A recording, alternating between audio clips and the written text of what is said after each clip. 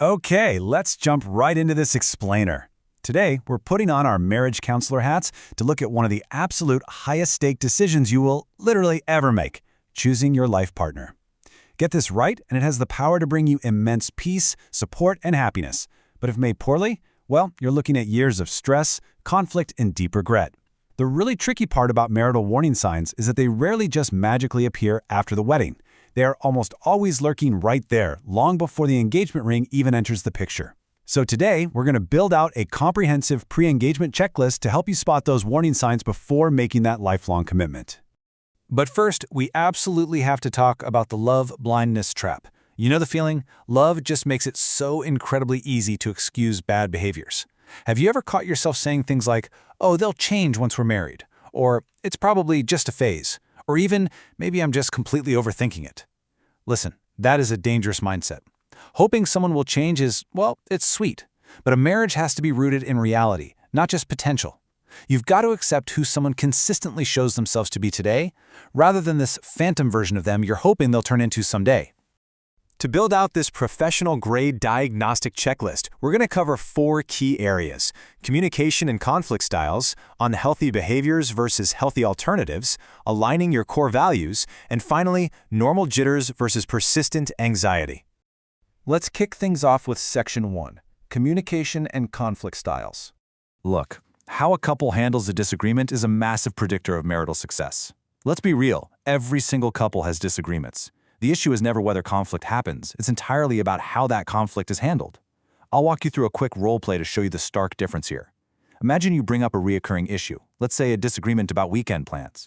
A partner with poor communication, they toxically shut down. They cross their arms, walk out the front door, or just flat out refuse to engage. Now contrast that with effective listening. They might totally disagree with you, but they actually sit down, look you in the eye, and engage in an honest discussion to resolve the issue. And this brings us to emotional safety. Keep in mind that a lack of respect, where your opinions are constantly dismissed, insulted, mocked, or belittled, absolutely destroys that safety. And honestly, even worse is when you feel like you're constantly walking on eggshells. If you're holding back from expressing your true thoughts just out of fear of their reaction, man, that is a massive red flag. Healthy love creates a safe space, and without mutual respect, I guarantee you, even the strongest attraction eventually fades. All right, moving right along to Section 2, unhealthy behaviors versus healthy alternatives. In this phase, we need to actively audit our everyday behavioral patterns to see if they're restricting you or nurturing you. We see this all the time. Toxic control disguised as protection. If your partner dictates what you can wear, who you can talk to, controls your money, or tracks your location, that is control. That is not protection. Love should never feel like losing your freedom. A genuinely healthy alternative allows both people to remain total individuals, experiencing the freedom to be themselves while simultaneously growing together. Next up, you really need to look at how they handle accountability. Notice if everything is somehow always someone else's fault. You know, their family is out to get them, their coworkers are completely incompetent, or, worst of all, it's always your fault. Deflection is a flashing warning sign. A solid marriage requires deep humility and the maturity to just admit when you're wrong. If they constantly blame others, those exact same conflicts are going to repeat over and over again because they lack the basic accountability needed to actually fix them. Finally, for this section, observe how they react to your wins. This is huge. A good partner is literally never threatened by your success. If someone subtly makes you feel guilty for growing, whether professionally or personally, take serious note of that. The healthy alternative here is active, enthusiastic support. Your partner should want to see you succeed. They'll champion your goals, celebrate your achievements, and genuinely be excited to see you thrive. Let's move in to Section 3, aligning your core values. Here's the truth. While attraction is what brings you together, it's your shared foundational beliefs that will actually keep you together for the long haul. Coming straight from the source material, here are 3 guided questions regarding core values that you need to ask your partner right now. Step 1, do we completely agree on financial management and honesty? Step 2, are we totally aligned on having and raising children? And Step 3, do our long-term life goals and belief systems actually complement each other? You must have honest conversations about these topics, because ignoring these differences won't make them magically disappear. They'll just become the battlegrounds of your future. Let's consolidate a few more critical red flags into a quick character checklist. Take a hard look at these behaviors. First, constant lying.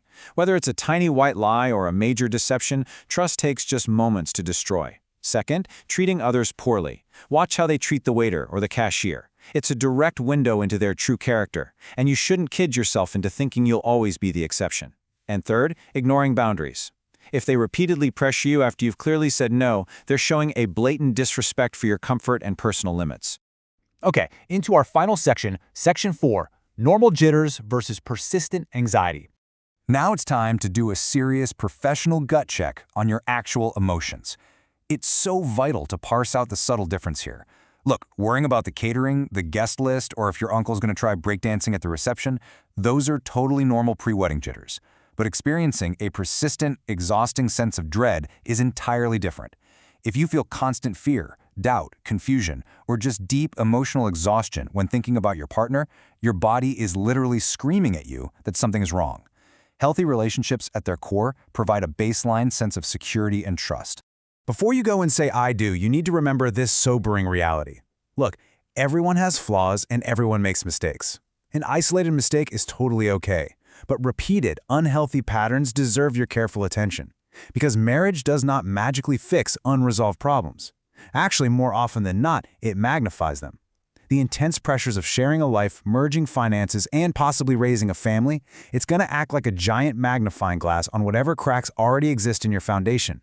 To wrap up this explainer, I want to leave you with a final, somewhat provocative thought. The temporary pain of walking away from an unhealthy relationship right now is often far less painful than spending years in a marriage built on unresolved problems. Ask yourself honestly, are you marrying who they actually are today, or just who you're desperately hoping they'll become?